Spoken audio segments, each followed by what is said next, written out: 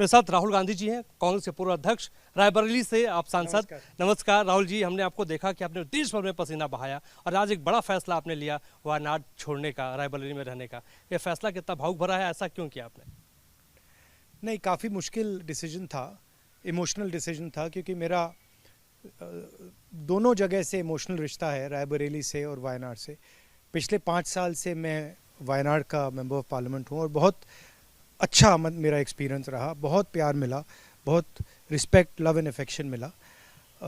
मगर कांग्रेस प्रेसिडेंट ने कहा कि मुझे रायबरेली में रहना चाहिए। मेरी भी थिंकिंग थी कि जो देश में आज हालात है और मेन जो लड़ाई है वो उत्तर प्रदेश में है और पुराना रिश्ता तो है रायबरेली के साथ, तो इसलिए ये डिसीजन लिया गया। मगर प्रियंका वायनाड जाएगी और मैंने प्रियंका से भी कहा है और वायनाड के लोगों से भी कहा है कि वायनाड के 2 सांसद हैं और रायबरेली के भी 2 सांसद हैं। राहुल जी, मैं वायनाड में भी था, उस वक्त मैंने आपको कवर वहाँ पे किया। वायनाड से एक आपका इमोशनल रिश्ता वहाँ पे रहा है। वहाँ पे लोगों का कहना था कि राहुल गांधी जी जो भी फैसला करेंगे हम उसको मानेंगे। प्रियंका गांधी जी का पहला ये चुनाव होगा, इसको आप किस तरीके से, बहन चुनाव मैदान में उतरने जा रही है? नहीं, अच्छा लग रहा है।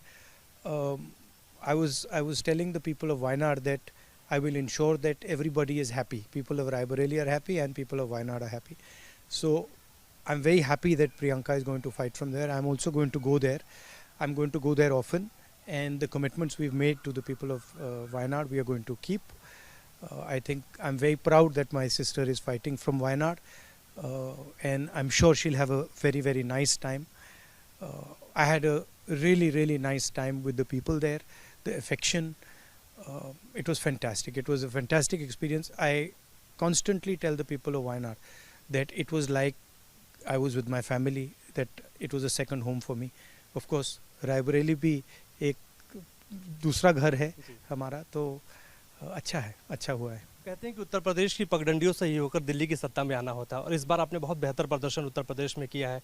6 सीटें जीती और 6 ऐसी सीटें जो 40,000 से कम पे आपने जीता। उत्तर प्रदेश की जनता को क्या कहेंगे राहुल गांधी? नहीं, देखिए, ये जो एक्चुअली उत्तर प्रदेश में रिजल्ट आया है, ये इसमें देश की राजनीति बदली है और ये एक, जिसको अंग्रेजी में टेक्टोनिक शिफ्ट कहते हैं, कि जो पहले राजनीति हो रही थी, नफ़रत की जो राजनीति हो रही थी, हिंसा की जो राजनीति हो रही थी, उसका जवाब देश की जनता ने और उत्तर प्रदेश की जनता ने दिया है।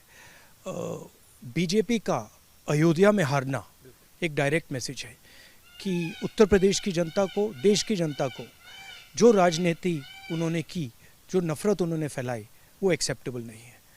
तो अब लड़ाई उत्तर प्रदेश में होगी। चुनाव आ रहे हैं उत्तर प्रदेश में, हमारा गठबंधन बहुत मजबूत है।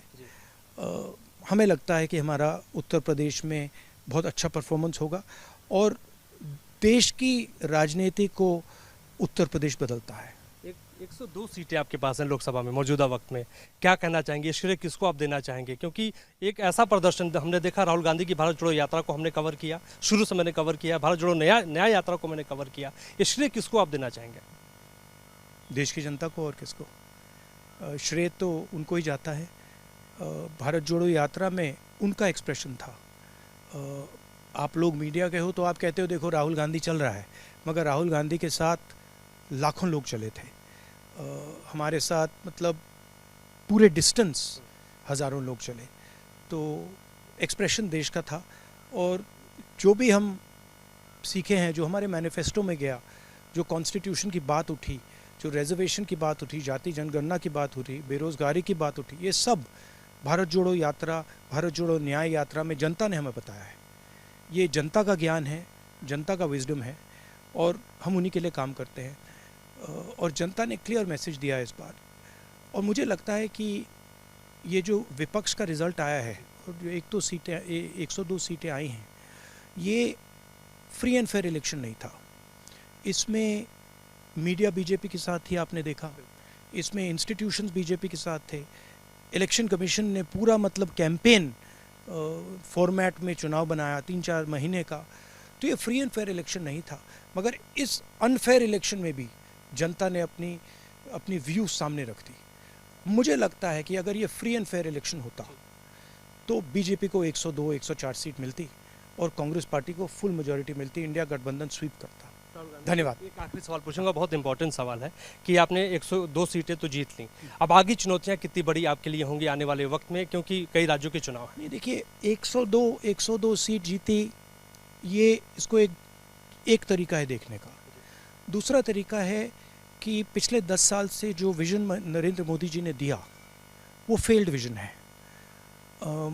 बेरोज़गारी देखिए, महंगाई देखिए, इकोनॉमी देखिए, स्मॉल मीडियम बिजनेसेस देखिए, किसानों की हालत देखिए। चाइना हिंदुस्तान की धरती में बैठा है, तो हर लेवल पे ये एक फेल्ड विजन है। अब विपक्ष की जिम्मेदारी बनती है, कांग्रेस पार्टी की जिम्मेदारी बनती है कि हम देश को एक दूसरा विजन दें।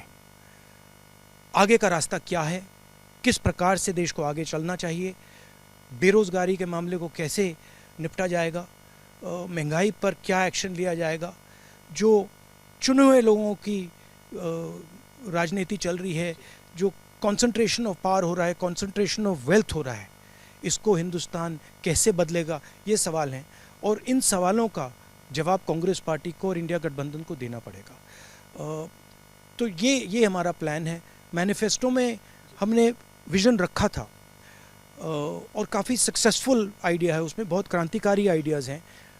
महालक्ष्मी प्रोग्राम, जाति जनगणना, जो हमारा पहली नौकरी पक्की स्कीम है, तो उस डायरेक्शन में विज़न बनेगा, मगर काम हमारा अभी शुरू हो रहा है। Thank you so much Rahul ji, हमसे खास बातचीत करने के लिए। इस वक्त राहुल गांधी जी हमारे साथ हैं, सहयोगी जगदीश के साथ मोहित राज दुबे, न्यूज़ दर्शन, दिल्ली।